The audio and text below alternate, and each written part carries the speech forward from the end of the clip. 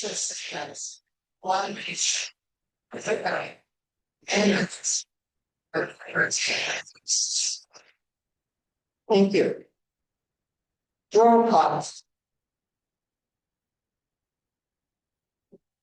Charters, Yes. Colorado, Yes. Wilson, Here. Penfold, Yeah.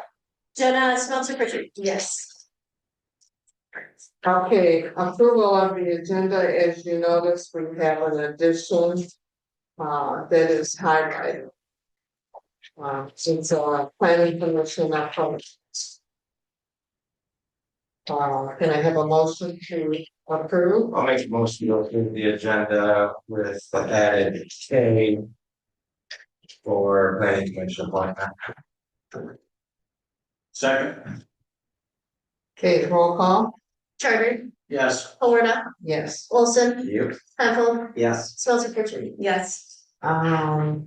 We're going to, when the individuals that requested to come before council, Mr. Janot could not make it, and he's got Mr. Plumstead coming.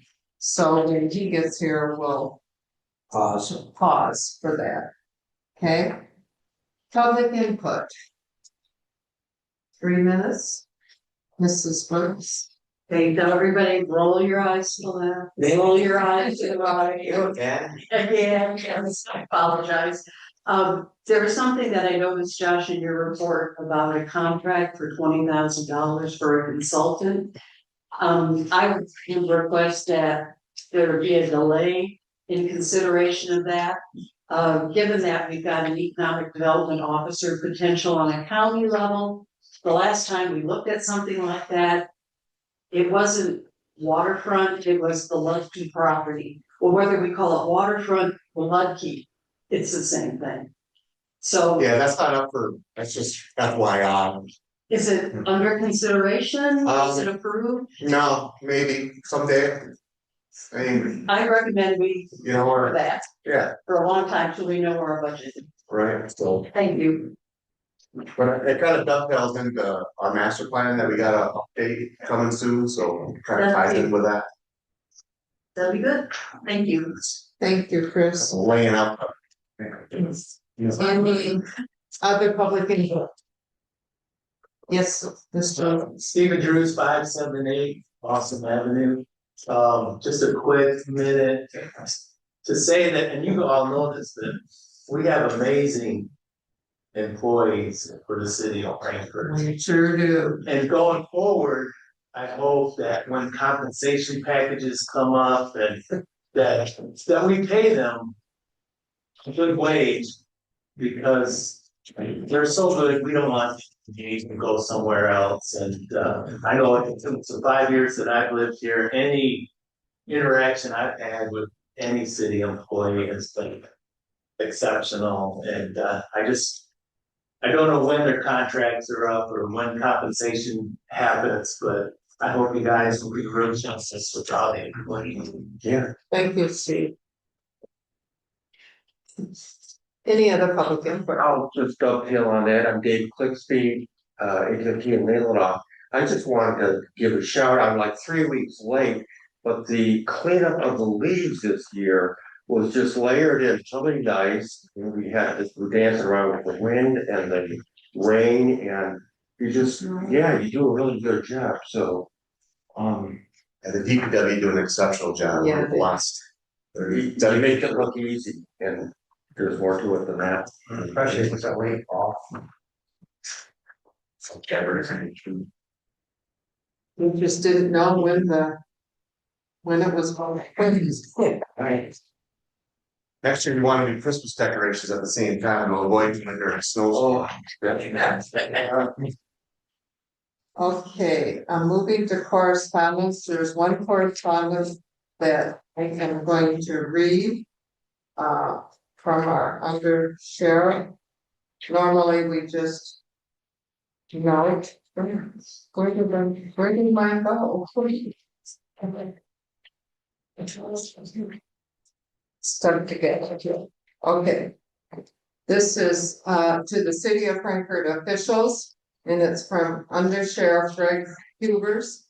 Quincy County Sheriff's Office dated November 20.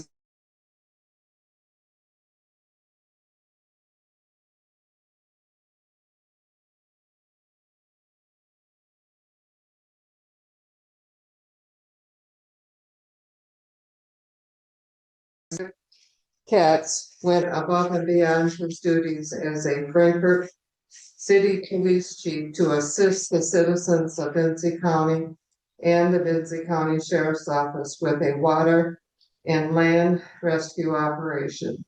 On November 25th, 2026, at approximately 2:40, 2026. 2025, I think he meant 25. We're not in the future yet. Or AI was put. At approximately 2:45 PM, Vinci County Central Dispatch received a report of an overdue kayaker on the Betsy River. The 911 caller was a third-party caller who was the mother of the missing kayaker. She reported last seeing her son at the boat launch on River and Adams Road. She waited to pick him up at M22 for nearly 3 hours. The mother reported that it had been 3 hours and her son had not arrived. Numerous assets were deployed to the area. Chief Katz responded immediately and without hesitation to the river to assist with the rescue operation. The victim was located by a Vinci County detective along the river after capsizing and abandoning his kayak. Chief Katz was able to deploy his drone and virtually provide step-by-step directions to the deputy and the victim out of the river and through the swamp over a mile distance to an awaiting ambulance. The victim was hypotonic and lethargic. Without the assistance of Chief Katz, the rescue operation would have delayed by over an hour while rescue vessels navigated the river to the scene.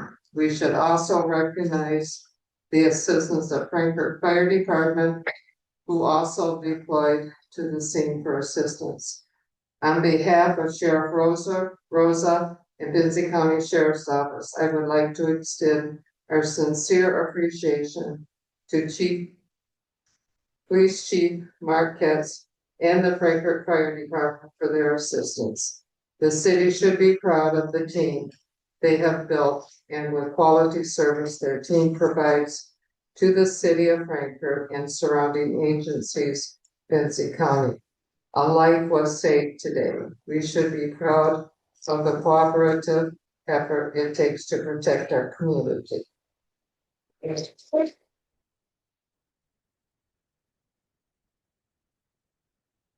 On this day, it's also Chief Katz's birthday, so. It's 1 year anniversary. Nice. So wanna carry through with me on the rest of the. So there's 2 more items. There was the Crystal Lake Church. Chief Cedar Home had read it last month to us with his letter of appreciation to the Frankfurt Fire Department and first responders for their efforts for their fire that happened at the church. And Ted Stursky, he sent an article from Maine Voting Homes and Harbors regarding the Grace Innovation Center and its successes, along with a letter hoping to inspire, spark a conversation in Frankfurt, basically of how to keep high school students here in the community and not have them. So, yes. Okay, approval of the minutes for the regular council meeting of 11/18/2025. I found none. I will make a motion to approve the minutes of the regular council meeting of 11/18/2025 as presented. I'll second. Roll call, Florida, yes. Olson, Penfold, Yes. Smelter Pritchard, yes, Charters. Yes. Okay. Now approval of bills. Right behind the minutes.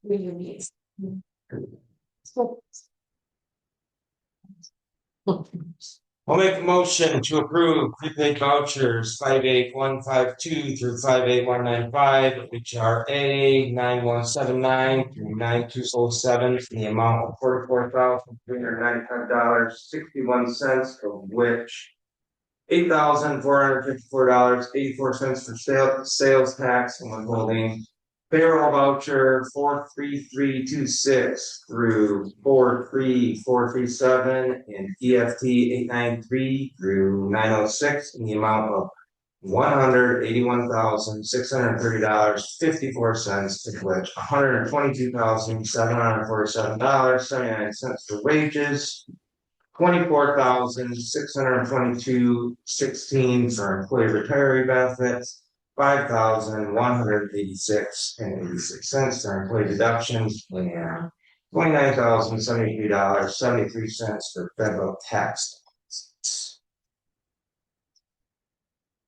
Can I have a second? I'll second that. Any questions? Okay, roll call please. Olson, Yep. Penfold, Yep. Smelter Pritchard. Yeah. Charters, Yes. Florida. Yes. Okay, and for our monthly bills, I'll make a motion approving vouchers 58196 through 58259 in the amount of $166,189.02. Can I have a second? Second. Thank you. Any questions? As you will notice, a lot of those checks are for refunds on taxes that were for paid, and we thank the community for their patience. Roll call. Penfold, Yeah. Smelter Pritchard. Yes. Charters, Yes. Florida. Yes. Olson. Yep. Okay. Moving on to committee reports. Dave. So, the personnel committee did not meet. The finance committee did meet on, December 2nd or 3rd. And I'll let the, mayor, the, chairman of the finance committee, report on that. The water and sewer did not meet, planning commission did not meet. Blue actually met, the day before, or the week before the last council meeting, and we're meeting, Thursday, but, the major project down there is rolling along. Probably not going to see as much activity from the street level. They're working inside of the buildings, both the Headworks building as well as the new ultraviolet treatment building, the UV building. They're out of the ground. They're done with their dewatering. Major equipment is being delivered in January, so they're about 50% complete, and they're well on track to being done in the June timeframe. So everything's moving along there quite well. No operational issues per se. So, and lastly, the Marina Authority. So I'm sorry. Okay. Okay, yes, we did say we met the first Wednesday, and we have set in the future so that we don't wonder from month to month. We're gonna have it the first Wednesday of every single month throughout the rest of the year at 9 o'clock. I'm sorry, what is? Our finance committee. And speaking of committees for you new people, I tried to do my best of accommodating. I didn't hear from you, so I just put you where I thought you should be. I'll check that. And if you're listed first, that means you are the chairperson of that committee and you are the one to report accountants. Okay? And if you have a problem with any of them, just let me know. Okay? Finance, we did meet, Grant committee, we did not meet, tree board, we did meet, or no. We did not meet. We were just cleaning up, taking down the water banks and planning for, next spring, what we're gonna do, and I wasn't on the housing commission, but I did step in for that, because Ed used to be the person to report for that. We heard from John Stimson from Homestretch, and everything is going well. I think they're all full down at Lake and Maine. We also, and everything was going well, but in that conversation, we were talking about the future project of Homestretch over at the school. And myself and Steve and Jay White attended that meeting over at the school with officials from the school to talk about workforce housing there on the school property. There's a lot of things to be ironed out at this time. However, they did have a memorandum of understanding between Homestretch and the school of building. I forgot how many units they're talking about there. It's 2 parcels, Well- potentially 10 to 12. Yeah, 10 to 12 units there. A lot of input from them on what they would like to see. And also, they talked about, possibly having one bedroom instead of, having so many. They've learned that there's been a lot of requests for just a 1 bedroom as a single person. And they, want it to be, teacher preference. So I do believe that they worked that into the offer. Let me see. Different levels, and maybe having 3 bedrooms on the ends so that they could possibly have a family there. And it was also brought up that if once it's filled with teachers as need be, then open it up for workers within the school system too. So that might be a possibility. So that is pretty much a grant committee. We did not meet. But the finance committee, however, is meeting tomorrow strictly to go over the fire department budget for next year. And we're working on that again, and so that's gonna be over at the fire station at 9 o'clock. So that's it for me. Great. Public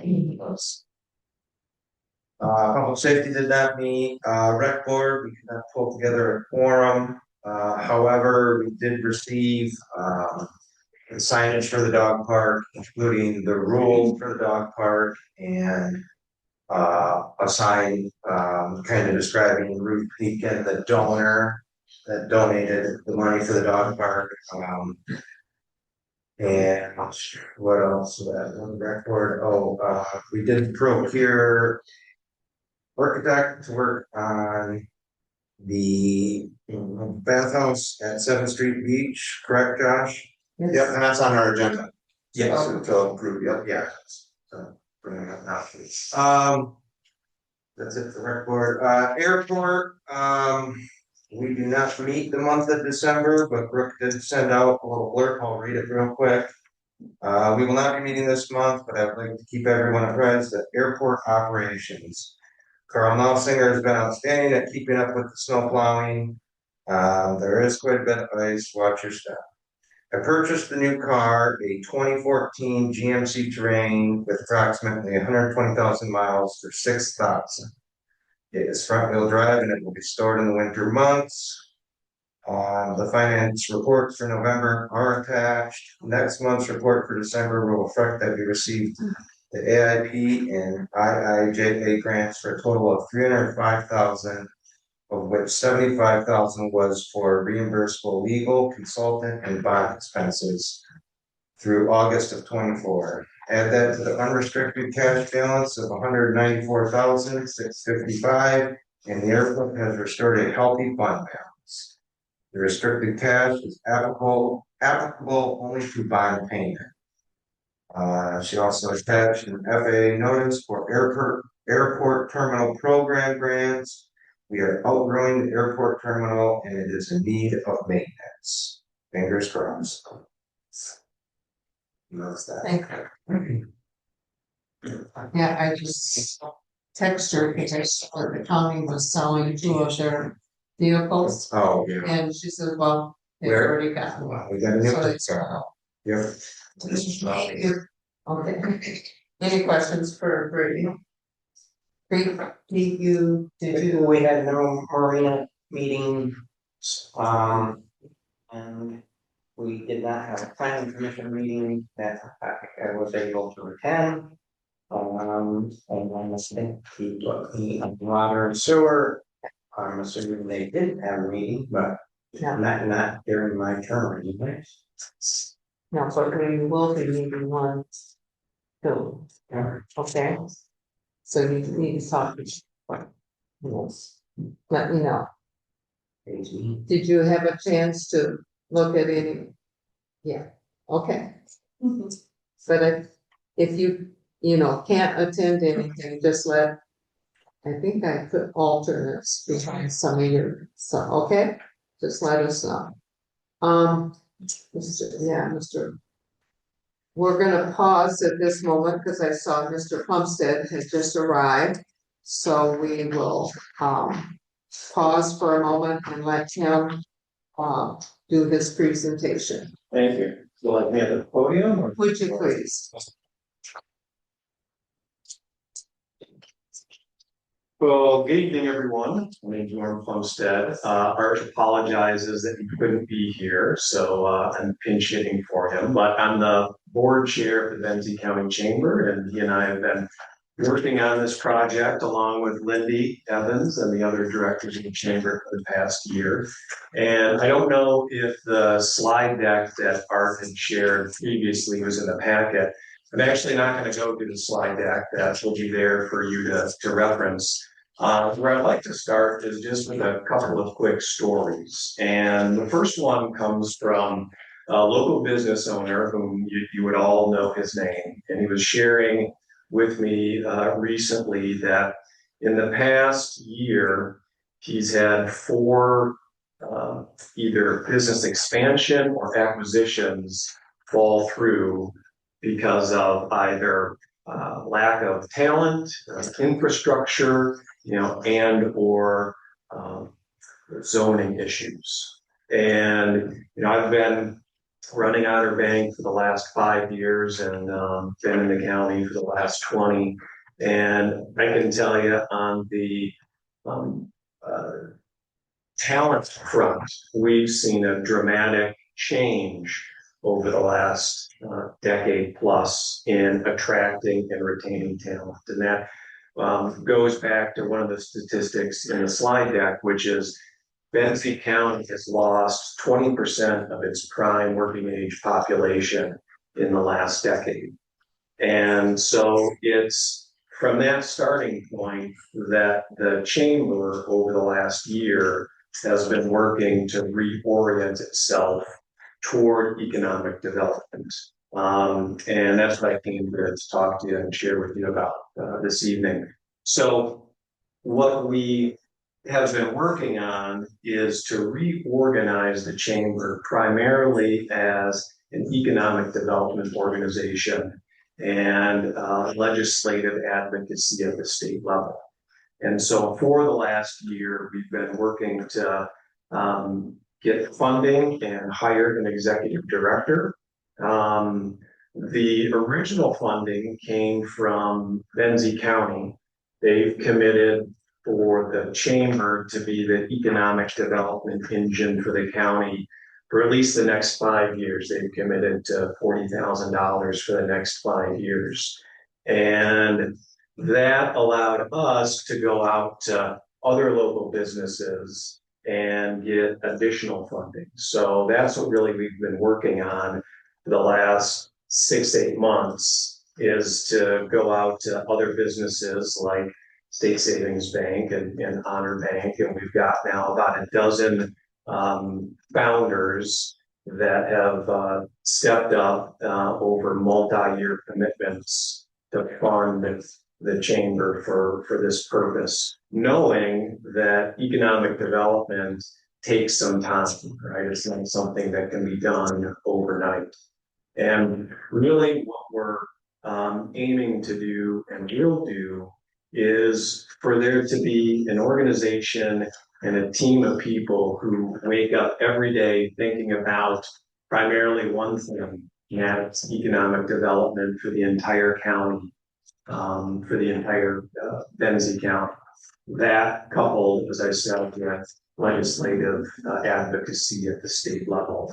And I think that that's something that has been missing in the county, is this one-stop shop. So if a business is looking to expand or potentially relocate, there's a place where people can go pick up the phone and they know they're going to get answers to their question and help them navigate what they're looking to do. So flash forward to the present. As I said, we've got most of our founders lined up. We've been in the process of interviewing for an executive director. We expect, in fact, to make an offer to our new executive director by the end of this week. So we hope come January 1, that position will be in place. And then the real work begins, right? Then we get into strategic planning mode to really figure out what rocks we're going to move, because as I mentioned, economic development takes a while, and it also comes in many different forms. So we can't boil the ocean all at once. We're going to have to pick where we want to invest our energy, whether it's growing our workforce. And I think that, by the way, I think really comes down to family sustaining jobs. And obviously housing is a large challenge, not just in Benzie County, but in all of northern Michigan. And we would aim to come at it from a job and business growth standpoint. So I'm going to pause there because I think Art has shared a little bit already with Josh, but the ask and the consideration is whether the city of Franklin would also be willing to partner and support the chamber in this endeavor. So you may have questions. I'll pause there and see what I can answer for you.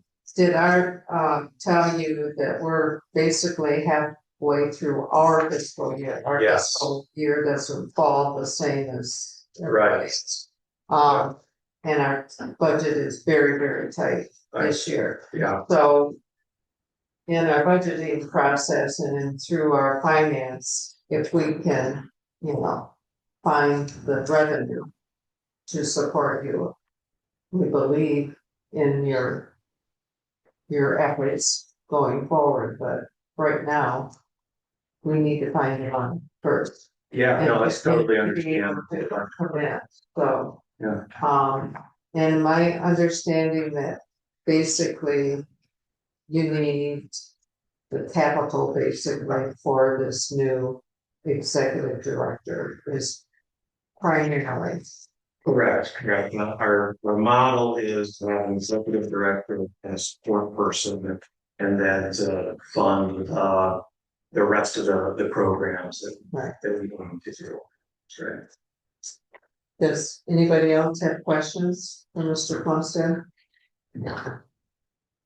Well, we'll be in touch as soon as we know, for the rest of the board, myself and Josh has set in on this a couple of times now. Okay. And we understand what your goals are, but we needed you to let the rest of the council know. Great. So we will be in touch, and if we have any further questions, Art said that we would be able to contact you. Absolutely. Okay, and you're the president of the chamber, am I correct? I'm the board chair. Board chair. So, Okay, so it's gonna be the chamber and EDC are combined basically.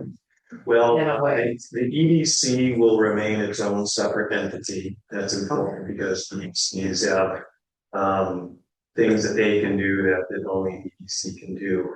But the Benzie County is now an investor in the chamber for this development. Gotcha, okay. Is the county given office space to this new position?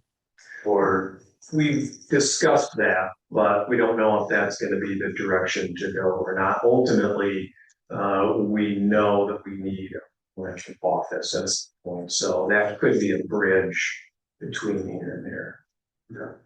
Okay. Any other questions? it's just bring her back, Clark had the opportunity to speak before our downtown development authority too, Yeah. so they would be a player in this as well. Yeah.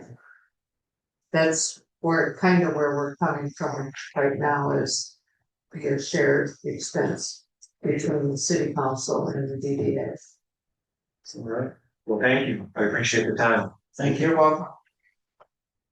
Okay, don't see our county commissioner here, but we've got a very lengthy report from him. So. I guess, okay, clerk treasurer. So we already noticed, congratulations on your anniversary. Taxes, I'm sure you all have heard, but let me just reiterate. There was a problem with the L 4029 for the Benzie transportation tax. They levied too much money on their tax bills. So the first round of bills that I went out to you were incorrect, it was an overcharge. So it was elected by the county that they were going to reprint bills, and they have. So in this process, it says revised on top. But what we've noticed is they didn't put an explanation inside, so we're still getting tons of calls asking us, hey, why did I get two tax bills? Because people are really concerned when they see it, even though it says revised. Why do I have two tax bills? I already paid this. Well, what do we do? And we're getting, and it's, Yeah. yes, and there are a few individuals that are really confused. So bear with us as we navigate this. Thankfully for us, for us, it affects 1,470 tax bills. So not for this. Kudos to Amy. She's doing a great job in reimbursing people. In the news press release, it said that they're promptly going to reimburse you. Just on the first day, we reimbursed 24 refunds. As noted in our bills, it's huge. The processing, the expense that is associated with this, with checks, we don't send out receipts any longer as a cost savings because we have it on our website. Now we're incurring those costs. I'm hearing that it's going to be reimbursed, but I'm tracking everything. So the ladies up front, everything, the mortgage companies had already released the information. So now we're going to have to pay back the mortgage companies, and then they will have to adjust your escrow. So if you have an escrow and you have any concerns, strongly encourage you to talk to your mortgage companies. And after like January, after everything gets mailed back to them, the reimbursements, to make sure everything's fine. So yeah, there's gonna be lots of refunds. You're gonna see lots of, the bills are gonna be like, the software update has been, I always try to pick a time that's not stressful, but that's not always realistic. I hear, see, and feel the frustration at times, but I think we're moving in a good direction. We're getting more confident, we're learning. Crystal Lake Township is in the exact same boat as we are. We're collaborating to, how do we do this? So, you know, they're kudos to the staff because they're working very hard and diligently to grasp this program. Because they're going from QuickBooks to BSNA. Yep. So that's a little more involved. Yeah. So election training, happy to say that we certified 18 individuals in October. That makes a nice roster for us for the upcoming 2026 election. Road commission reimbursement was sent in Reimbursement was for $1,028.38. The total cost for the November election was $3,848.86. And just a reminder that we will be closed Thursday next week, and the week after for Christmas and New Year's. Does anybody have any questions? I got a couple questions. So you said that we did 24 refunds on the station. Is that pace picking up or is that gonna be? Considerably. Okay, just because of that, I mean, it'd be 60 work days or more before we can complete it, so. Yeah, we won't have, it won't be until the end of beginning of March before we won't have to do any more refunds. The only thing that we have probably in favor of anyone else is we can give them an option. We can say, would you rather put it on your water bill? And we've had some people say, yeah, that's a great idea. Just credit my water bill. No problem. We had one person donate to the lighthouse. The difference. $54. So they do have other options, but yeah, the majority of the people want their refunds. How much time is this consuming? A lot. Oh, A lot, because there's not, after we put these in and the girls enter them in, and there's refunds, then at the end of the day, I have to go in, or if I'm not here, Amy goes in, and she applies, because you have to go into each individual record and pay it out to refund it, and then send it over to accounts payable. Thankfully, it's seamless, she doesn't have to code anything, but still, and then there's, the extra checks and crediting And carrying on your regular expected duties. and phone calls. The phone's been ringing off the hook. And we're hoping we get reimbursed for some of it, even if we We get will. reimbursed, it's just was told that- inefficient. There's still a great loss. Yeah, I was told by the county administrator when I found out what was going on. And she actually gave me two options, either reprint the bills or make the difference in next year's taxes. And I said, oh, no. We were going to ask for but she also said that they would refund postage, and she didn't mention time, but she said postage in any. Chris, is the team having to work overtime at all for this? Well, there was one instance yesterday, Amy was here till 5:30 just because there was an issue with one of them, with the program and how it went in. So that's the only occurrence that's happened, but it's just more of, okay, this takes a priority and other things probably are put on the back burner. Yeah. Type thing, so. Yeah, it definitely affects the office, it definitely, there's a lot more to it, there's more expense. What I observed mostly when I came in, it's like Jennifer's handling the calls and Amy's doing the issuing and whatever it takes to do that. And Mayor, can I add one? Get the word out to cash those checks, because the tail end of this is I've issued 200 refund checks. Some of them are $3, $5, $20. We have to reconcile that at the end of the tax year, and if all those are hanging out there, throw it in your back seat. Or they throw them away, they just think it's their receipt, they throw it away. Or, so we've tried to put important tax information highlighted on the side. Just a sticker, we made up labels to stick on there, try to get attention, please open me here. Open me cash, Yeah. cash me. Yeah, because you're absolutely correct, or my check is lost in the mail, you said it was coming. But now our mail goes to Grand Rapids, I don't know if everyone is aware of that, it goes to Grand Rapids for distribution. No longer goes to Traverse City and it's not distributed here. So when we put something in the mail, it is shipped all the way to Grand Rapids and they sort it from there and send it back. So there's that too of, I didn't receive it. Okay, well then you've gotta do a stop payment, then you've gotta do a void, there's multiple, there's a cascade. It's a nightmare. It's a cascading effect. Come in extension of due date at all, or is the due date still? Due date is still the same. There's no law that says there's X amount of days from the date. No, because it was overbilled, I believe, or so, they overcharged them, the statute or the says that certain days in which it's for. So no extension, but it is May 2nd on how everything fell this year, or I'm sorry, March 2nd. So because of where it fell on the weekend, so we'll be accepting payments until March. I hate to suggest this, but I will. What if, someone from DPW ran to these things, Well, I don't think they would have the time with it, Josh. take a day, They wouldn't have the time. No. Josh does.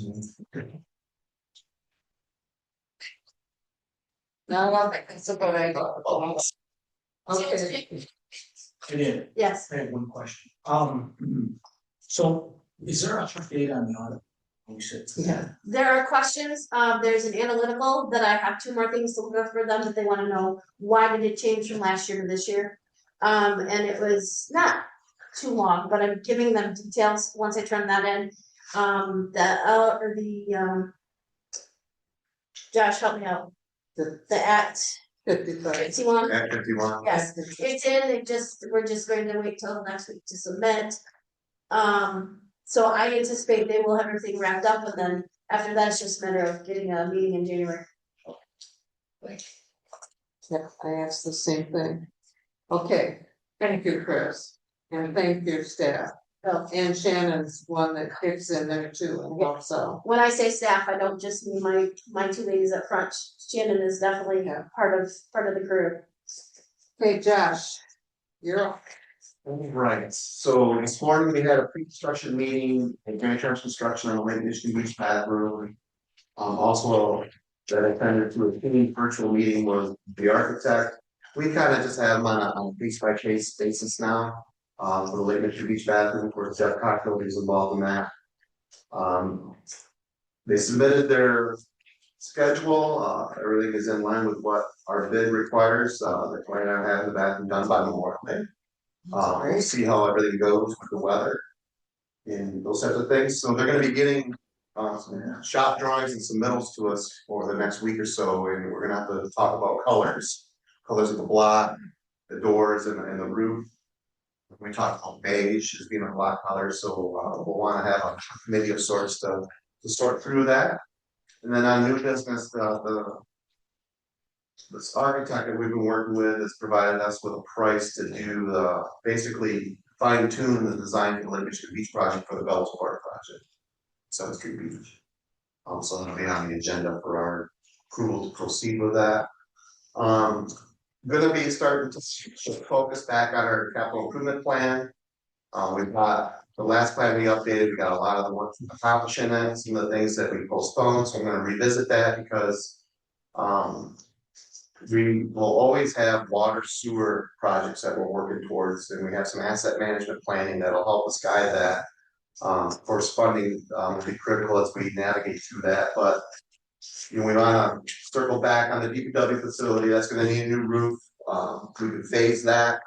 The exterior, looking at other pricing to consider, whether we paint a portion of it, replace a portion of it. Very confident that the insulation in the walls is sagged a little bit, they're bats. Oh, I'm sure. Considering the age of that building. So we're gonna put some time into that building to come up with some cost analysis for us to consider over a phased approach. The Middle Springs Fountain, I'll keep this in my report until we start really breaking it away, try to find the time. To break the brick away from the concrete, do an inspection, do any repairs that we need to do. And then come up with a long-term plan for the exterior of that.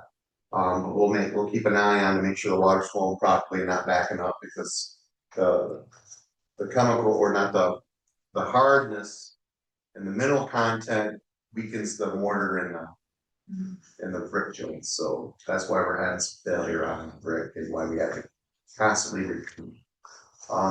We got some feedback from the job that a DPW crew is doing. They're exceptional crew at what they do. They do an amazing job plowing. I don't know if you saw the day we widened out some of the street. We've been doing that a lot with our loader, which minimizes a lot of the snow that we push back with the wing plow. It saves on driveway clogging, it saves on mailbox. We did have somebody last night take out our Market Square Park sign. And that sign was what was near its useful life, but somebody drove through it and finished it off, so. The rec board has been looking at new park signage, so we won't put it back there, move it away from that intersection a little bit. But it's been an odd year for that type of stuff, losing 2 streetlights, wipeouts, and then the street sign, so. Let's be safe out there, everybody. Fire hydrant. We had a fire hydrant taken out, but it failed the way we wanted it to. It broke exactly where we needed to do it at the collar. But a semi truck plowed that over. Just Sure. recent? About a month ago.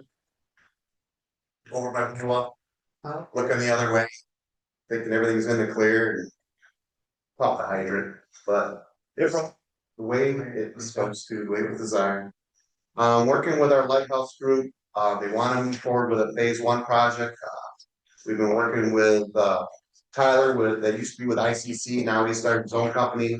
But we'll have to continue to monitor that to see where we're gonna be at with some costs, because a lot of the work that our volunteers do this fall might be able to reduce that expense significantly, because they put a lot of time and effort into that lamp room. I see you're getting real close to the dollar amount. Yeah, thanks for phase 1. Yeah, It's encouraging. yes. And there's a couple folks that I've talked to that plan to contribute that are kind of just waiting. And I'm hopeful that they're still dedicated to the mission, but And I think we should, well, 1.2 to do everything, but we're gonna do a phased approach and then we'll that work. was 35, So this phase will be about 300,000. And how much are you sure? We're at 250 right now. and I think you should be getting some matches through Rotary, Yes, so yeah, that will help. And then, I should do that, yeah. Okay, You're gonna be on the water sewer committee. So we have some exciting things are in the works. I can't wait. I know, pretty exciting. Yeah. But we're continuing to work with the Spicer Group and Jeff Cockfield with our reliability study and our general plan for our water distribution system. That's gonna involve a computer model, that's gonna really help us with our future design of what water mains we need to replace. But also, through our TMF grant, we've been working diligently to really get a good handle on the galvanized lead line situation. And then we're also updating our lead and copper sampling plan along with that. That's being funded through our TMF grant. We got like 54,000 left out there. So we're able to get a lot of work done with that. And hoping to position ourselves to take advantage of dollars that would be available to go towards replacing galvanized lines. This last year, we replaced 8 service lines. I'm in the process right now of inventorying the lines we'll do in 2026. And there's a real significant method to this. It's if we're talking to residents that have concerns, or maybe they have low pressure and letting us know about it, they get put elevated on a list. Some of these service lines that we replaced, majority of them, well, actually all but one, have been on the homeowner side, which historically was the homeowner's responsibility until these things that occurred in Flint and Benton Harbor. But we're finding that the cost to do these, obviously it ranges from topography, obstructions, distance. So 1,500 on the low end, 13,000 on the high end. So it's hard to budget. So what we try to do is try to work within our budget that we set aside to be able to facilitate. and we've used up all of the ARPA funds. Yeah, ARPA funds are, Those are yes, all used up. we're done with that. I'm hopeful that, if we continue to do what we're required to do, we could be in a position to maybe finalize the project with a grant from ENR. So I'm hopeful that we'll be in a position for it. The purchase agreement that was in place for the office property at Lucky Sharing Company has expired. The family didn't renew that, so that was the meeting we're trying to coordinate. So we'll see if anything else materializes out of that or if he comes back. The Dune Bridge project, formerly Fisherman's Landing, you're gonna see a lot of Facebook fodder about that. So some of you that have some historical knowledge, so back in 2009, that project was a 42 unit condo project. It went through, I'm just gonna say about 1.5 years worth of review by the city. About 2006, 2007, 2008, 2009, They went through the court systems, and Judge Botzer at that time awarded the project under consent judgment agreement. And basically it took 42 units, the way it was laid out on the site plan, and that's what's approved. It is what it is. The developer can develop it the way it's laid out in the consent judgment agreement. There's some criteria that we already put in that they have to adhere to. And there's no statute of limitations on that. So that project could sit dormant for the next 15 years and a developer could come forth and still be able to do it. Now, any changes that they propose based on what was approved at the consent judgment, because some of you attended the open house last night at Vita Bella. So any of those changes has to come back to the Planning Commission City Council. If you remember back in 2019, they were gonna move forward with it. And we looked at some different changes with how the driveway was, some garage placement, minor stuff in that situation. And the planning commission and the city council agreed that that was better than what was originally approved. And they approved the amendment to that. And what we did last time, we had the amendment in 2019, we reached out to the most immediate neighbors. To let them know and we get their feedback on that. And there were a lot of those folks were there. last night. Yeah, Chris was there. Yeah. So, more than likely, if everything is diligent on the developer side of things, they need to submit their site plan in their overall changes to us for us to review. Potentially, we could be in position to review it at our January Planning Commission, January City Council. But what I've done leading into that is their attorney. We got them in touch with Ross. So really, before they come to the Planning Commission or make any changes, we want to make sure that our attorney and their attorney understand What the conditions are and what constitutes an amendment. So that'll give us a little bit more guiding principle as we move through it. But you're gonna see a lot of Facebook stuff. So you know what that's to do with this.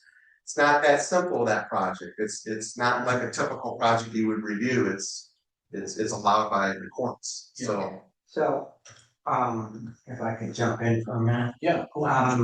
So, sorry, go ahead, I didn't hear you back there. No, may I suggest, because I've already, just from the meeting last night, I've already seen a bunch of stuff popping up on social media, and I'm just wondering if it would be advantageous to create a paper, real quick. yeah, Explaining the background, that this isn't like, some of the other things that we do, so that when we start seeing some of those comments, and I'm sure it's just from the standpoint that they don't understand, some of that history, what we're Right. kind of tied to, that would maybe help alleviate some of the questions and concerns and so on and so forth for the general public, and just kind of have something. It's a good idea. yeah. Like a newsletter. Yeah. Just Well, in the short term, we can maybe do a Facebook post, just to kind of shed a little bit more light, maybe work with Brenna and her. Yeah. Her ability to get this out there. Yeah. With her contact information. Yep. So that's what I had. Okay. Yeah. You So, and Josh, you and I have talked about this a little bit, but, again, they've made enough changes on this that, it does need to go back to planning commission. And I'm gonna throw out sort of one extreme, let's just say it's determined that we can't enforce any changes or suggestions to it. It can have taken us way over to the left side. Then the courts say, no, they can do whatever they want, blah, blah. We still feel, in that case, that planning commission still should, make their recommendations regardless, and the developer then can do what they wish would, but they should hear from us, because it is a touchy project, right? So I think we do owe the community a response to their drawings, whether or not it's an enforceable response or not. Now, I think Josh presented a great idea that after we confirm with council that chances are it would be these recommendations are enforceable based on your changes. These are not, but they are recommendations to the developer, which I think is a great approach. Okay. And I do think they made some positive changes in this deal, so. Okay. Anything else, Josh? Well, behind Josh's report, just for future reference, you guys, we're considering a code enforcer, so this is not on today's agenda or anything like that. Finance is gonna have to look at our budget to see where we can fit and fit that in also. But I'll read through the agreement. It's, I've down with the gentleman that, and Josh, that is proposing being the code enforcer, and it's pretty extensive, so. Anyway, It's neat technology. yeah, Um, so, but this is gonna come before us, sometime next year, I'm sure. closer to spring. Spring, yeah, so Down here. read it over, and then if you have any questions, either ask Josh or myself about it. I did have a question about it. And I did skim through it, I didn't read it in detail, so. But is his primary responsibility gonna be centered around light or other code, Everything. everything? Everyone's selling. That'll be still, just deal on that. Yeah. As long as they're- Okay, But am I correct, Josh, that he could see an error in Let it- contact you now? Yeah, so it's a neat setup, so they got cameras all over this vehicle that he sets up, and he drives through the whole city. And the cameras are removing, getting everything, video. And then it layers with some AI programming with all the ordinances we have in place. They did it in Alberta, they found 44 violations. Now, when they get a list of that, we know exactly where it's at, we got pictures of it. And then it's up to us whether or not we want him to initiate, you know, the enforcement of it. And there might be situations where it's minor or something like that, or, you know. so is he, it was kind of my understanding that he has quite a bit of experience in this kind of stuff. Is it something too where he could help us with defining some of our ordinances? It's like a possibility, Like, it's got a law enforcement background, security background, and, you know, he's. We'll probably Powerful AI. address it more during budget Yeah. time, like that. But I think it's worth you being advised of it now, before we go forward. Okay? Yeah, I know, the wage trim proposal is. We went to Chip Smith and wage trim on numerous occasions in the past, just, you know, if we were to do this, we're to do that, boss. So we know we need to update our master plan, you know, well, the recommendation every 5 years, this will be our 5th year. There's, you know, we're not gonna go to master plan jail if we don't do it. But we just need to be mindful and, you know, we got a good master plan, we got a good zoning ordinance, I think the residential side of things is pretty strong. Yeah, I think the biggest gap that we have is kind of figuring out the future of the East End. And that's what we need to talk about, so. I will be utilizing vacation from December 22nd to January 5th, so. Got it on our calendar. Probably here to do it, slows down. Okay, Dale will be taking calls for you. Learn how. Or okay. Hey, Mark. in the box count, smooth morning. Yeah. Well, from November 11th through December 11th, we've seen another dip. The change in seasons on law enforcement related calls in the city. And then with that goes a change in the nature of the calls. We've had an uptick in motor vehicle crashes. The majority of those are private property property involved, but still slip and slide stuff and then snow and ice. And mistaking the gas pedal for the brake pedal.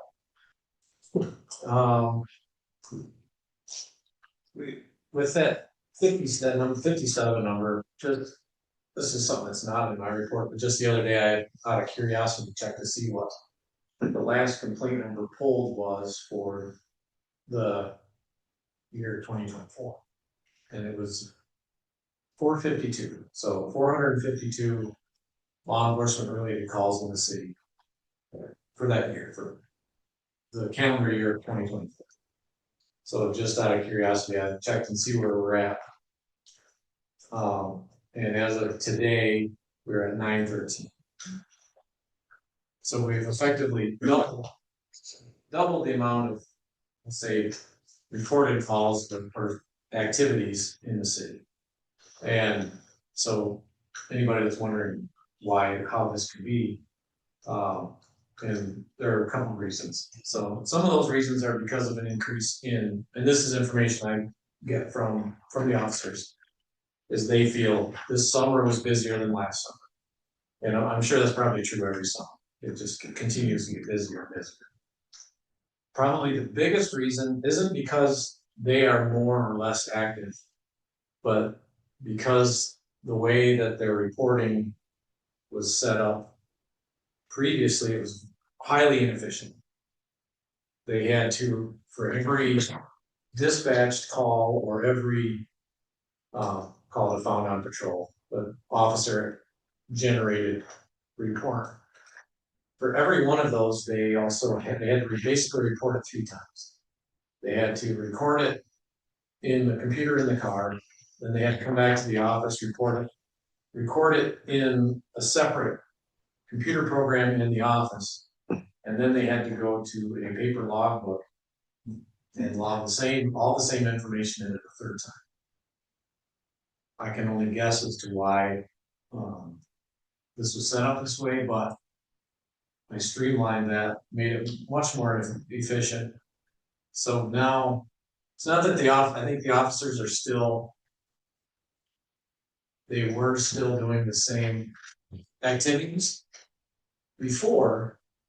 Perhaps they're doing more now, but actually they're getting credit for it. So now I've encouraged them to log in any of these activities. And I understand the reason behind why they weren't recording the activities, basically getting credit for the work they were doing, was because of the extra work I had to do. And I get that. I did, 25 years of patrolling the county, and sometimes you just get overwhelmed, overburdened, you get too many things, you just go and call, and you just record the ones that count, that they feel count. So for instance, Officer Hutchinson, on his shifts, he will we call it just a standby, and he'll park in the parking lot of one of the businesses at closing time and make sure that the people get out.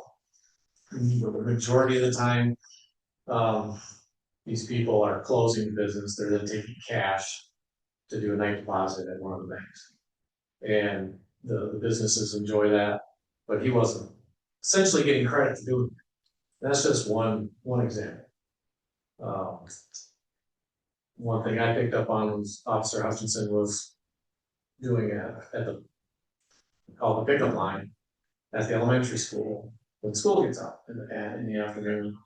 And he would just go and stand by there and calm traffic and make it a little safer for the crossing guards. I picked up on that. I continue to do that every day when possible. And just activities like that. Anything that's I consider to be a directed patrol, I encourage them to essentially pull a number. So where it looks like we got 100% busier, we're just documenting better and being more complete in our record keeping. So that's the reason for that. I could save that for the next report, but I was kind of too excited. So it's not say that I had doubled. No, It is for that the reporting has increased. correct.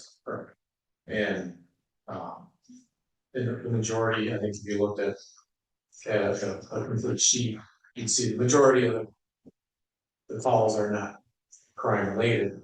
They're assists or, you know, civil infractions, parking violations, traffic stops, that kind of thing. And the whole goal is to keep the crimes from happening, be out there, be visible, and that kind of thing.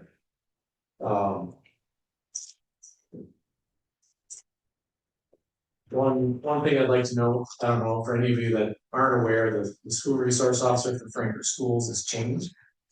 If anybody didn't know, Deputy Mall, the sheriff's office, was the school resource officer. She opted to resign from that position. She's still employed with the sheriff's office, but now the school resource officer is Deputy Cook, Morgan Cook. Who is it? Morgan Cook. Okay.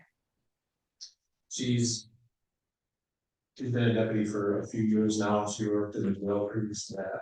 Oh, okay. And she's a Bear Lake original, Bear Lake, Oklahoma Okay. person. But she's semi-local. We're pretty much right on par with any after hours calls in the city that the sheriff's office has handled. They're at 5 and plus 1 that the school resource officer did handle at the school. But then we also assisted the county with 5 calls outside. So anytime they're busy, if we can assist in any way with something that's close to the city, we'll just take care of that. Or if it's a larger event where they just need help, then we just go around. Great.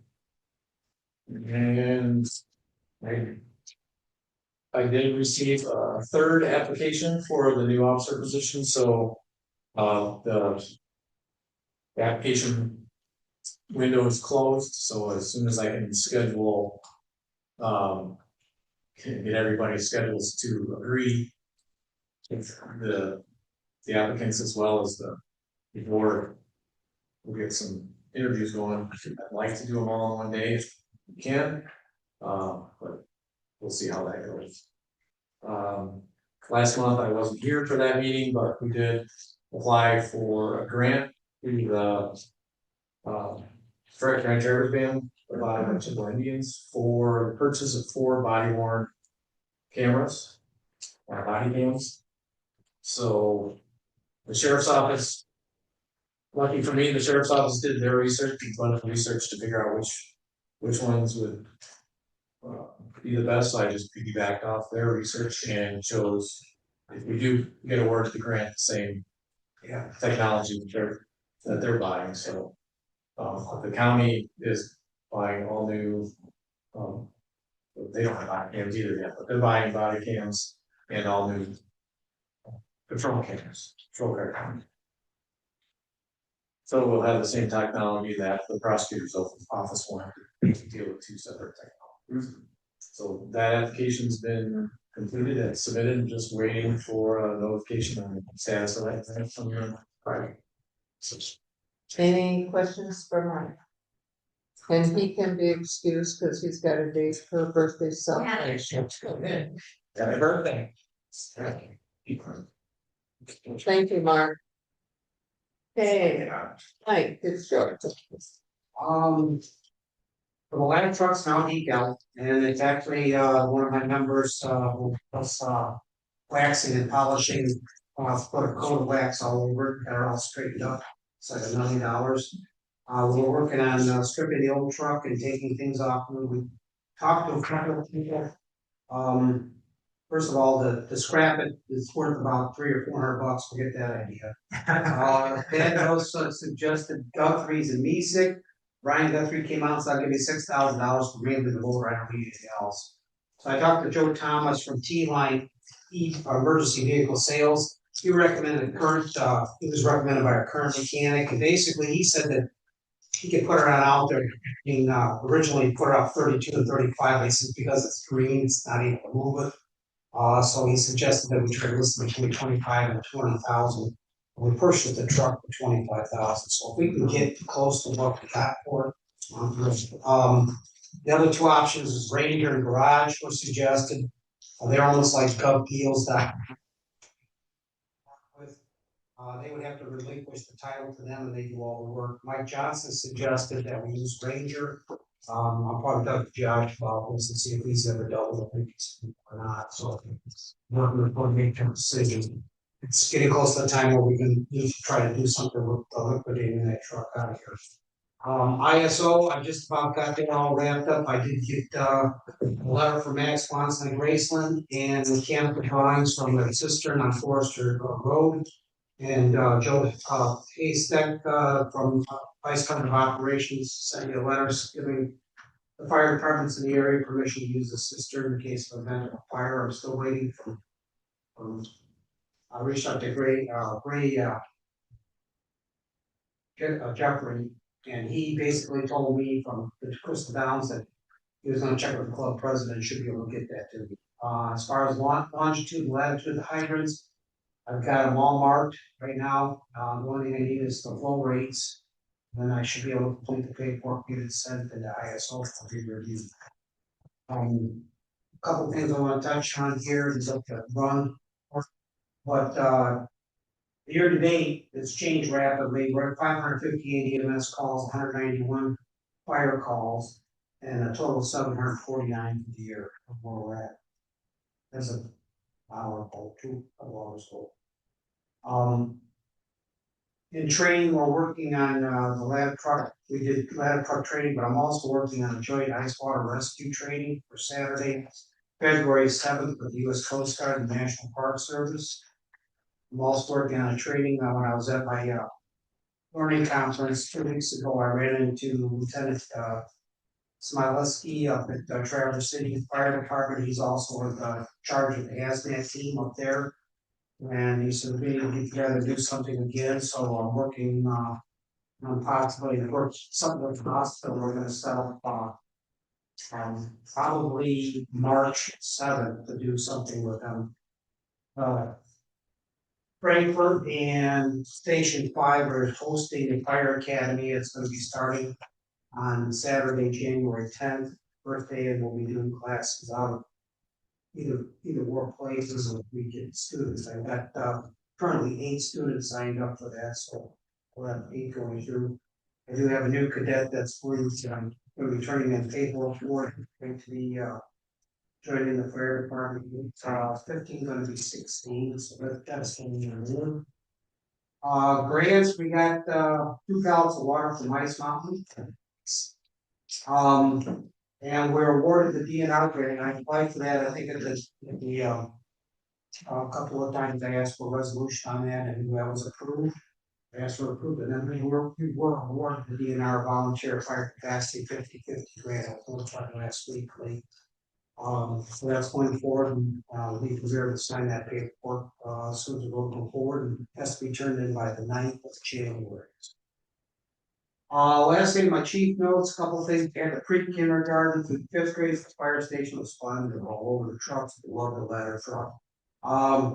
We also had the opportunity to launch our banana boat when that kayaker got stranded, and on the Betsy River. Upon our arrival, the DNR boat, upon arrival at the DNR launch area, it took us 3 minutes to fill that banana boat. Remember, we got that banana boat. It took us 3 minutes to fill it and 2 minutes to deploy it. So we were literally round the bend where this person was located. And right off of White Rose, I think it's close. Fortunately, right on the river, we learned that the cold water rescue suits that they were wearing, they ripped and leaked. They were not a for reason. So, but they came out and kind of said, we're a little wet. I said, well, that's sad. But when Sue Weber found out, she donated $1,000 to replace one of the suits right away. And this is the second time that Sue has purchased a new cold water rescue suit for this department. I'd like to send her a special thanks. I was gonna say, yeah. For her continued kindness and generosity. Yeah. Any questions? No, we'll have pretty intense meetings tomorrow. Okay. So, okay. Yep.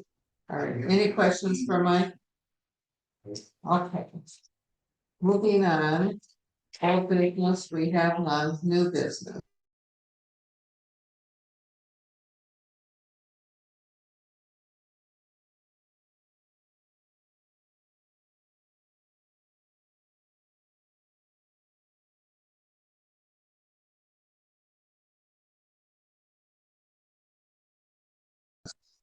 The resolution of what was from last time with the last council approved, and that's the portion that the council needs to discuss tonight.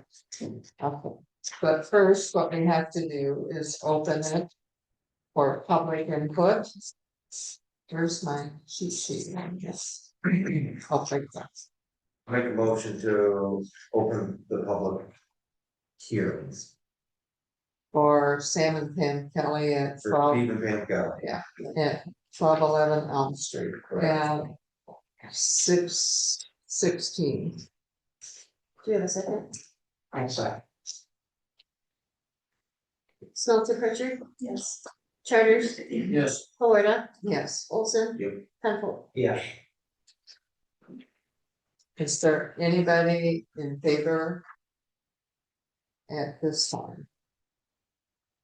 Can we have general discussion with you at this time? Not at this time. We'll have it when we close public hearing. Okay. No public comments, then we will close public input. Do I have to make a motion? No, I didn't think so. All right. Okay, council, now we can, for the two new people on this, we've gone through 6 of them. The attorney has listed the criteria of what we need to look at in this application. 3 of us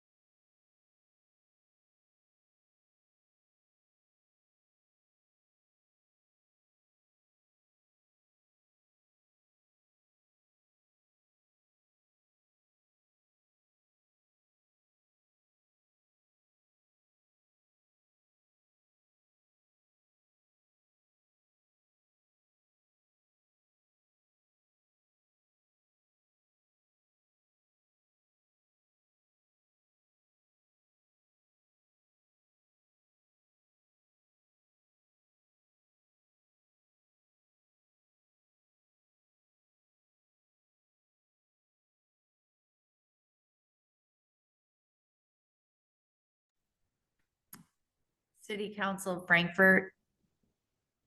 Can you hear me?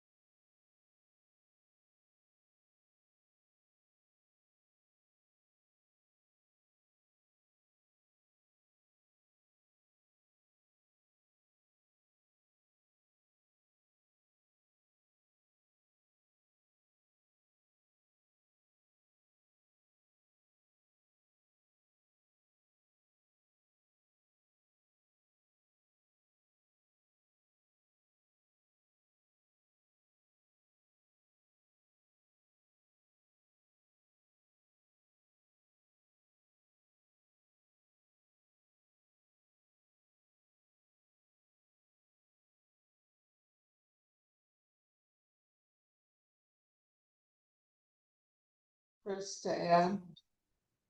So just so we're aware of like what the process is, as far as like, I know we have to have the income verification by a certain date. We need to set dates in which we're going to have, we need to actually set a date so we know for the future, hey, if you want to be in on next year's, you need it by this date. We have to do Here's your cutoff Yeah, date. we And these things need to be established because otherwise we're gonna have an instance where Mr. Kelly sees, well, it says I have until the 31st. Well, October 31st, yes, but there are things that we have to do for housekeeping. It has to go through multiple hands. So I mean, all of those things have to be established for sure. There has to be a date that, because I honestly had no idea what my role was until it was thrown in October. So in other words, Which is pretty, it's not in Josh's wheelhouse, it's in mine. So, in other words, because he didn't meet the October 31st deadline, that's why it's going, any credit to him will not go until 2027. Right, but I still think, I mean, he missed the deadline. And then to top that off, it wasn't even a straight resubmittal, he completely redid. And changed everything. I personally don't think we should approve this. He would still have a chance to come back once we get everything laid out and organized and still make his deadline or his tax at the end of the year. the only thing you're losing is the time involved of what we've done.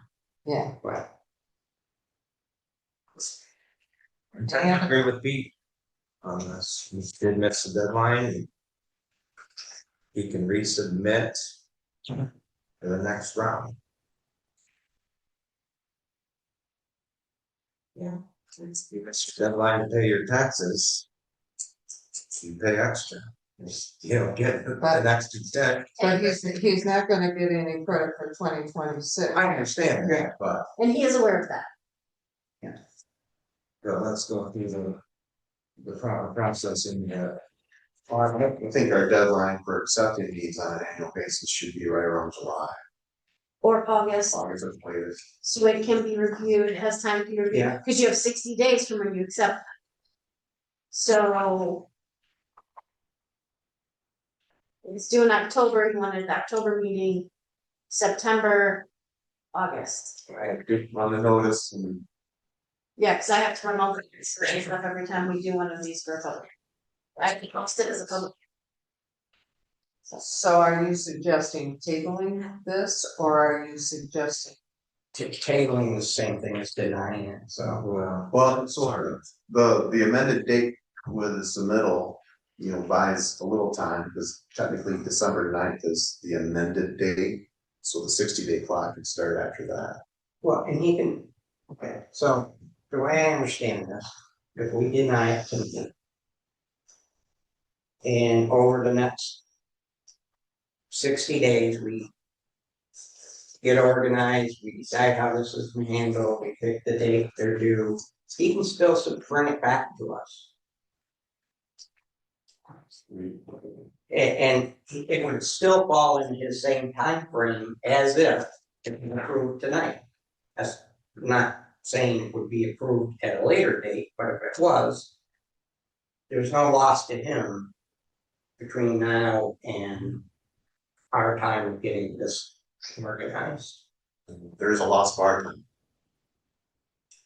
Well, but the problem is, we haven't invested enough time to everybody in the program, all enough into this. People know that's for. So, Yeah, it was clear at that last meeting when we have to have our. It's a new program. So we're navigating through it on our own. He's gotta. You know, when we did this last round, Ross was present for this, and basically, my understanding when we went through this last round, and Chris just made that point. If he meets all the criteria, Right. can we even deny it? And this seems like a question for our attorney. And so I would be more apt to make a motion to table it until we can have Ross present to clarify. Or have Ross review the application to make sure he has met all of the criteria without having to have Ross here. Well, he met all the criterias that are on the sheet. Yeah, that- that's what I see. He met that. Right. And But can we legally say, no, we're just not gonna take anymore because we made an attainable housing? We made an actual We expanded the resolution district. and we expanded the district, we made a resolution. Yeah. And now to all of a sudden say no, where does that put the city legally? Can we legally do that? So, and I don't have an answer for that question because he's met the criteria. It's just the city, the council needs to decide, he's not, what are we gonna do? How many years? What are the reasons why we're only gonna do, if you do under 7, why? Those are the things that the city council needs to do, but we've already established through resolution for that. So can we legally just say, no, we're not gonna take any more apps? I don't think you can. I don't think you can. But we passed this as a pilot program, and I'm not.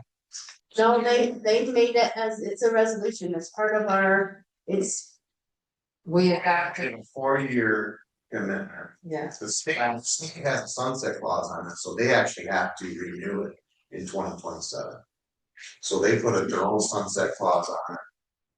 Be considered for renewal. There was 4 housing bills and ended up being 5 and it was all said and done. So are we saying we made a commitment to go longer than what the state? No, the state, Yeah, like you said, they had. They have to revisit it in 2027 to renew the program, but we're in a confidence. Good.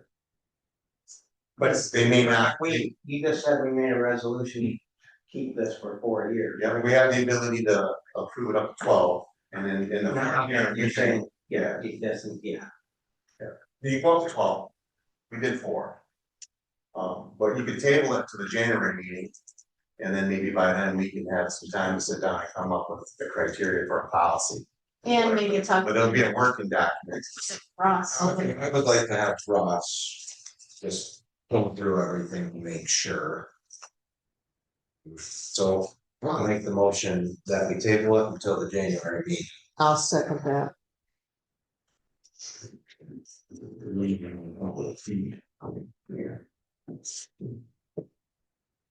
Okay. So, Roll call on the Sharp, motion to take. Yes. Florida, Yes. Olson, Yep. Penfold, Yes. Smelser Pritchard. Yes. We're learning. Okay, downtown. DDA appointment. of a planning commission representative on our DDA. And I will make a motion, no second needed, to appoint Steve Puffstutler to the Downtown Development Authority as a planning commission representative with a term set to expire January 8th, 2027. Roll call, Florida, yes. Olson, Yeah. Penfold, Yeah. Smelter Pritchard, yes, Charter. Yes. Okay, poverty exemption resolution, I think it's the same one we get every year. With the exception of, there was one modification in the bulletin this time around, it had to do with assets. Had to do with a portion Oh, yeah. or 50% or allowing portions. That's something that I went over with Wyatt to make sure he had brought it to my attention on the back page of full potential poverty exemptions. Now the state in that bulletin allows for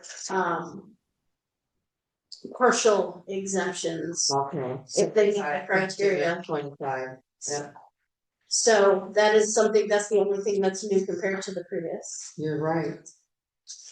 I didn't have anything to compare it to. Okay. So we need a motion to accept the poverty, the 2016 poverty extension resolution.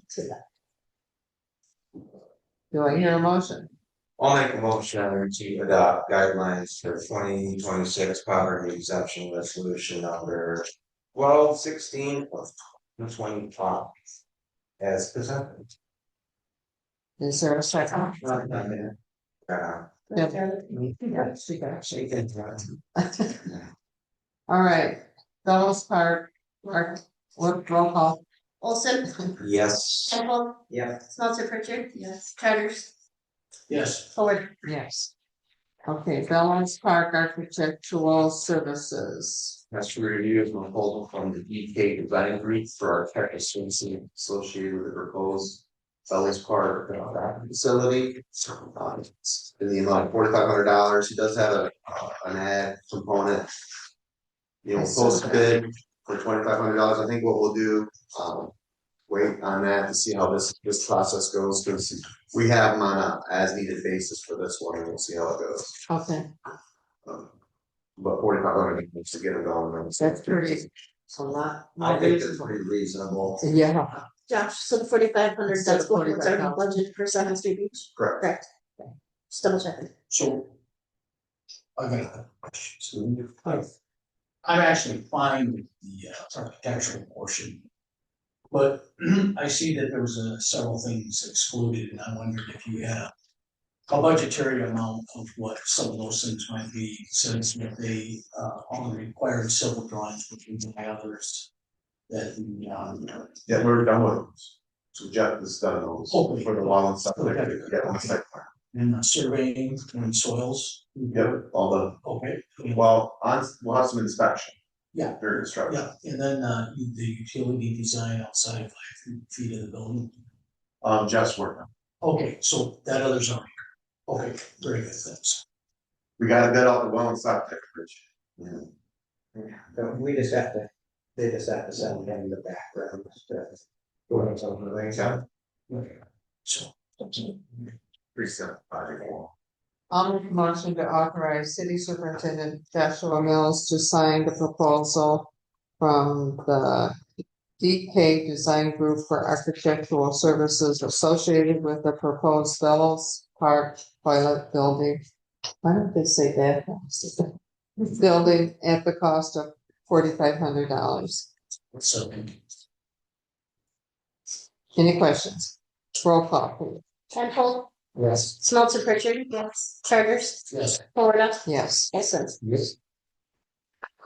Okay, next is National Park Mutual Aid Agreement with the Frankfurt Fire Department. Go ahead, Munch. Oh, every year, this, or every 3 years, this comes up as a story to the charter and, Chris caught it, and said it's coming up, so. And then we talked to Scott, and Scott updated in the Department of Interior and sent us a new, mutual aid agreement that we. Will work together with the National Park Service. Is this essentially the same agreement that we signed? Same thing. Well, I'm all for national park mutual aid, but I think our fire department is being taken advantage of some other departments with mutual aid. And I don't know what we can do to stop that, but when a fire is in another township that we don't cover, they have 5 people show up and we have 12. That's not Yes, I can. That's not good. Well, So we're gonna see what we can do about that. It's not happening. So we need a motion for this agreement.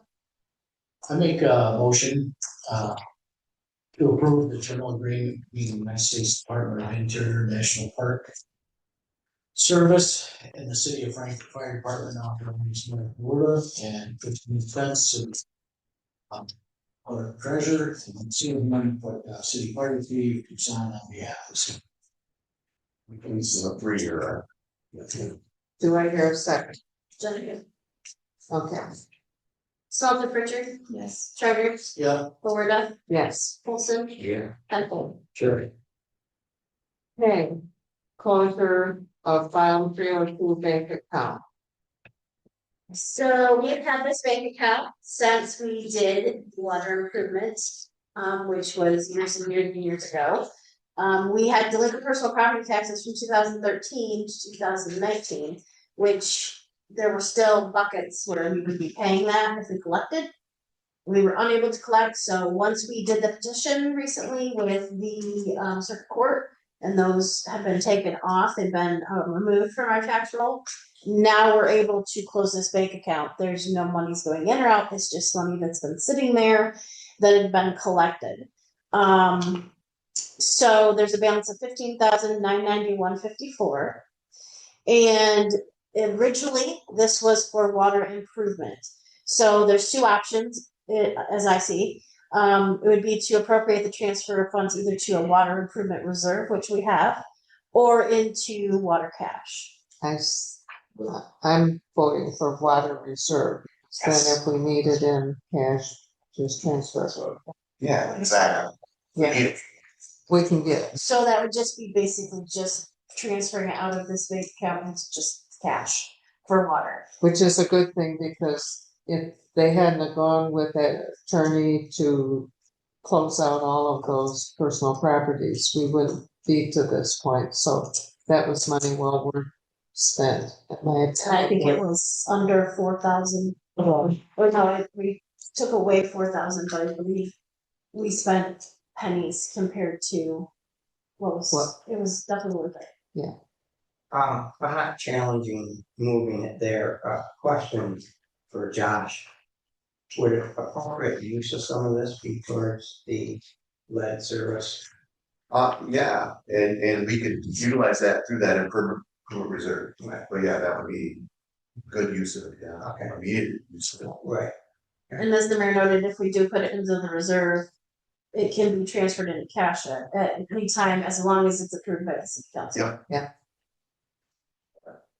Okay, I'll make a motion to authorize the city treasurer to close the 302 water improvement bond account, State Savings Bank, Frankfurt.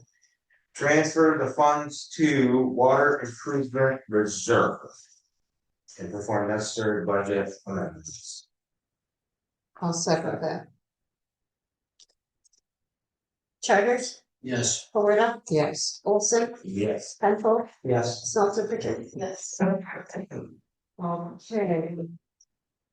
Michigan Voting Pump Out Grant Program Project Agreement. Excited to announce that we were awarded a grant from the Michigan Voting Pump Out Grant Program. And this got kind of postponed during some of the federal, yeah, so it got set aside for a little bit, but funding is there. So this grant will cover 75% of the cost associated with purchase and installation for a new pump out unit at the marina It will replace an existing unit that was probably purchased about 2003. So we're able to get 22 years out of that. The total project cost is around $20,865. The city share of the grants will be approximately $5,200, which is expended out of line item 594-535-930. It can be reflected in cash in the budget as well. And they have enough cash. Here, what's it? You know I am. Wow. Yeah, we got funds reserved. So there was item K on here that, Josh says that, we can petition. So the Marina Authority, passed, charge for pump outs to be $10 per tank per boat. Yes, we do. This limits us to $5 per use. Now, All right. apparently Josh, said that we can petition the state to allow us to charge to 10. I would suggest we do that. If not, we'll go to the $5 per tank. But, this is a great, great deal for the city of Franklin. I spent quite a bit of time down with the folks at the marina, and that current pump out there It's it in- doesn't work. It needs it forward there, and we'd be foolish not to accept there and move forward. The last time we accepted the grant, it was $5. So after about 10 years, They haven't addressed. we did the increase to 10. And it was never questioned, but we had that conversation and they're getting that feedback from our community, because it's $5, it's great to get the grant, but it probably spent $7 treatment. Well, so we would, add that, amend that to the motion that Apply for an exception. we'll apply for an exception for $10. Yeah. Okay. Okay. Say no to say no. Yeah, either way, we're getting your info. Yeah. Yeah. So that's exciting that the Uber machines. It's big. Well, and that's a minimal cost share too. It's the only one in the market. Right. I'll make a motion to authorize city superintendent Joshua Mills to sign the Michigan Voting Pump Out Grant Program Project Agreement on behalf of the city of Frankfurt to install a new pump out system at the Frankfurt Municipal Marina with negotiations for $10 pump outs. 1 second. Okay. Roll call. Charters, Yeah. Florida, Yes. Olson, Penfold, Yes. Smoker Pritchard. Yes. Okay, next one, approval of Northwest Education Services. Again, this is a little bit of housekeeping. This is the same sort of, I don't want to say contract, but agreement that we received. This is Northwestern Education Services, formerly known as Traverse Bay Intermediate School District. So in order for us to collect their taxes for them on our summer taxes, we have to have an agreement saying that we'll do so. So this basically gives a little bit of history. Both parties, it's the same as we had before. It shows their letter of intent to us, and then supporting documentation goes well back to when they had dot matrix printers, very long time. This every year, right? Yes, it is the same verbiage. I double checked. Usually they're late of giving that to us, Yeah. so you're on top of it, yeah. Okay, make motion to approve the agreement for collection of summer school property taxes between the city of Frankfurt and ED Northwest, and authorize the clerk treasurer and mayor to sign on behalf of the city. Second. Florida, Yes. Olson, Yep. Penfold, Yes. Smelter Pritchard. Yes. Charters. Yes. Okay, we discussed this in finance committee recommendations to purchase laptops for a council meeting instead of these packets every month. Chris went out and got quotes and, so for the city council, that would be $2,797.45, and for the 4 department heads, it's $1,937.96. I think it's a great idea that we go to that. We're gonna save a lot of money with paper and all kinds of supplies. We're getting into the 21st century. I only have one question, though. Do we take these home or do we? So I talked to Ross about that. We already have a media policy in place. We would just need to amend that saying that you would be able to take it home. It's yours to use. It's city property or We're just for city. business. And then there'd be a caveat that if you break it, you buy a new one type thing. You know, with Okay. like comparable cost. Yeah. Something that Ross had said. The reason why we went with this is because it was an extraordinary deal. I actually had one shipped to me and I've been using it on the cloud at home doing budget amendments because I was ill. So I went home and did budget amendments that following weekend. So it was very easy to set up. We would be putting things up on the cloud and then you guys would come in and grab it. It'll be a shared module and you can bring it up there and be so everyone. I have a question, and I'll commend research you did here, and I think this was a great deal on that laptop. My challenge with the laptop is the 15-inch laptop, which is a big laptop. Now, I do think probably people like the mayor, and some finance people need a bigger laptop. You're be doing more, right? Yes. I think for some of the rest of us, a smaller one that's more portable that we can carry with us, would be great. Now, I also understand in the big picture of facilities, not having too many different types of things out is good. Well, and Chris talked with our IT person, and this is the one he recommended. I wonder. Two things. One, could there be a consideration for something smaller as well? If that's too complicated, could we as individuals buy one? Or ask Chris to buy one, we pay the difference. It still would belong, we would have to donate it to the city. So the scenario, let's say I wanted a 13-inch one and it cost $700.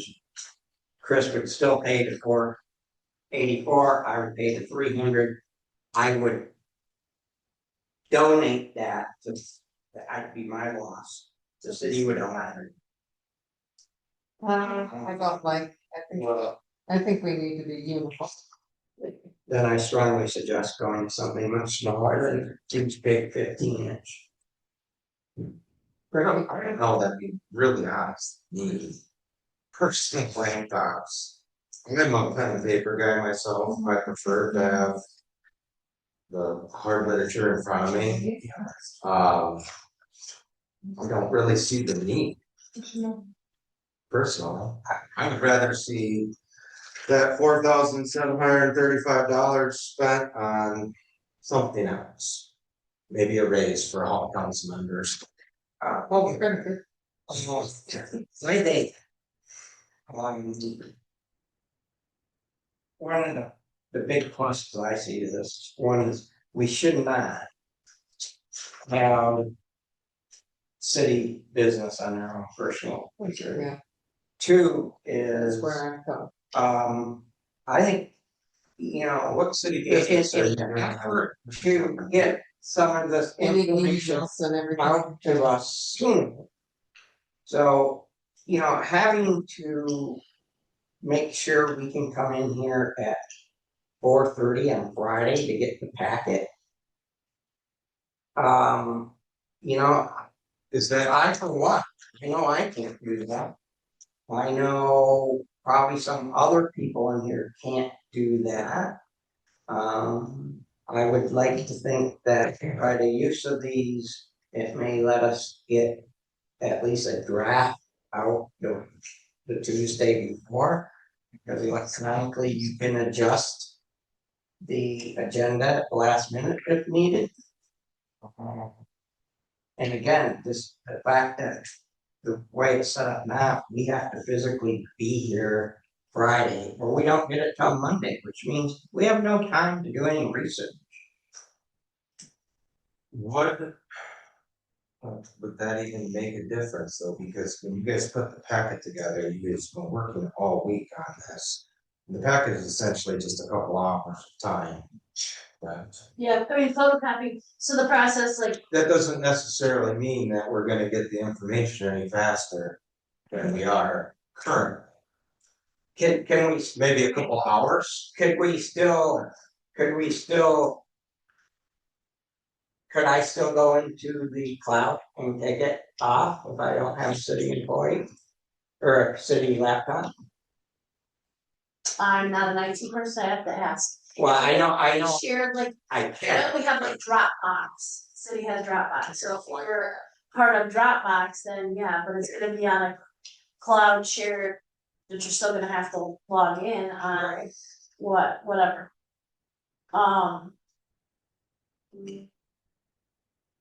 Did you do a cost comparison of what we're currently doing versus what this is gonna cost? So, no, to be honest, when it comes down to the paper with the books and all of this, we do reuse the binders. But paper, we go through about just for like this book, because I wasn't able to compare how many reams we went through last time or this time. I put in 6 reams of paper. For this book. Just okay, Yes, for the 9 packets. So we went through 6 reams of paper. So there's that, yes, we leased the copier, so we did per page, and if it's color, it's more. I am able to print some things in my world.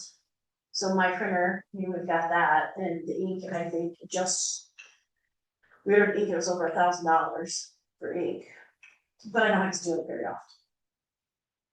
often. So like I said last council meeting, initially, I think your upfront cost that you have, the $485. I was anticipating it was more like $600 to $800. I was really thinking it was way more expensive for the computer. But initially, I don't think you're gonna see a cost savings per se, because it's new. It's brand new item. So, but as we go down the line, we don't have so much paper, we don't have so much of a piece of the copier. We don't have buying of these, we try to freeze as much as we can. But eventually over time, it may, and those, let's say it hasn't used like for 5 years, it may equal out and you may be ahead. But it's really hard to say because it really depends on how much we use and how many items we have. So, and time wise, it's gonna be a little bit different, and I have Wednesday set for everybody to have it. Does it happen? Absolutely not. So your point that we may not get it earlier is factual, because I don't get everything by midnight. So okay. we might not necessarily get it earlier. The other thing is that we should recognize is technology. Once you buy something, or buy a phone, a week later they come up with a brand new one. So by the end of your term, these are garbage. They're going right in the trash can. No, I think it'd be longer than that. Yeah, In today's technology, Yeah. But even 4 years. I've had my computer at home for at least 10 years. Yeah. So. Yeah. Well, I'm gonna get off the dime here. Okay. And I'm gonna make a motion to approve the purchase of 9 HP 15.6 HD touchscreen business and student laptop computers for a total cost expense of $4,960.41 and transfer from prior year fiscal year cash or reserve in the amount of $5,000 to cash and all associated budget amendments needed for this project. I second that. I think we've discussed it, so let's go for a roll call. Olson, No. Penfold, Yes. Smelter Pritchard. No. Charters, Yes, Florida. Yes, Tomorrow I will be, working with Chris for your emails. I know that one. On that. Yes. I'll be. So you'll have to have an outlook. And these all come with 365. And that's part of whether we have 365 and an email address, they're partnered. So it's $12.50 a month, so they have an email address and then the ability to check it to out. That owl is really distracting, sorry. He's very unhappy. So, okay. Next item, tree donation reserve transfer for expense. So this again is housekeeping. Anytime we do transfer from a reserve, they're required to have the city council approve that. And this is funds that have been used for the tree posters. So I'll make a motion to approve the transfer of $131.72 from tree preservation donation reserve in the general fund to general fund cash to offset Bayside printing expense for the printing of the tree posters, which are selling very good, by the way. Second. Okay, Penfold, Yes. Smelter Pritchard. Yes. Charters, yes, Florida. yes. Olson. Yeah. Okay. Annie, this finally, we got to you. I had discussion with Annie to see if she would be willing to fill the vacancy of Keith once he became council, and she has agreed. So I will make a motion, no second needed, to appoint Miss Annie Brown to the planning commission to complete the term of council, Keith Campbell, which will expire on April 9th of 2026. Smelter Pritchard. Yeah. Charters, yes. Florida. Yes, Olson. Yeah. Penfold. Yep. thank you all. This has been a long week. Public input, agenda items only. No problem. Oh, yes, So so how many laptops in total are there? be 8, each 9. department had, 9. or 9, I'm sorry. Yeah, 5 and 4. Yeah, that 9. makes sense. Should we get an extra one? Is there? Are we gonna grow? No, Oh, not. according to the charter, this is it. Right. I use exclusively on a laptop, so in essence, we got an extra one, it's not the same. Yeah. This is just primarily council. Yes, Yeah, going workers in online, you know. The discussion about education of sustainable housing, I think what was, or what makes everybody of you uncomfortable is that there was a meeting, city council, with a lawyer and you approved everything. So maybe you think about saying it's closed and we open up application process August 1st of October, because this might line up Christine's workload to go. And you don't want to approve every city council another application. Right. I think that was what I heard with you all. Why now this one, if it doesn't even affect next year, it affects 27. So maybe when you start putting rules together, you say, okay, application is closed, 31st of October, you miss the deadline, come back August the 1st, and we look at everything. we rule on October with the lawyer in presence then of. Sorry. It's just when we were listening to. Hey, I bet, stay home, and email that reporter, and she all set. Great idea. And just along that same line, for that attainable housing, you did 4 years. If we're gonna do it for the next year, let's take that down to 3, so we have everything expiring at the same time, if we choose not to move forward. And if we have budget issues and we can't afford it, continue to the room. Yeah. Any other public input? Thank you all. Motion to adjourn. May I have a motion? Second? Second. Roll call. Alright. Smells Richard. Yes. Olson. Yeah. Florida. Yes. Wolf. Gardner. Yes,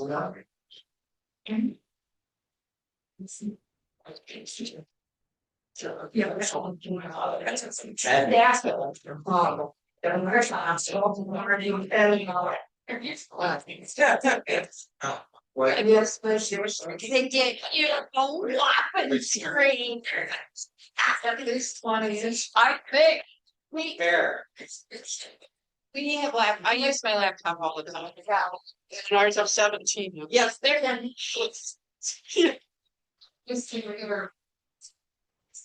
Mine doesn't have that fruit, but they simple are best. Yes, it tends to solve what design. I mean, what you discussed and how you designed last time, so that we can understand. Mine is that really that small, so I spend more time to the country about on the long so express.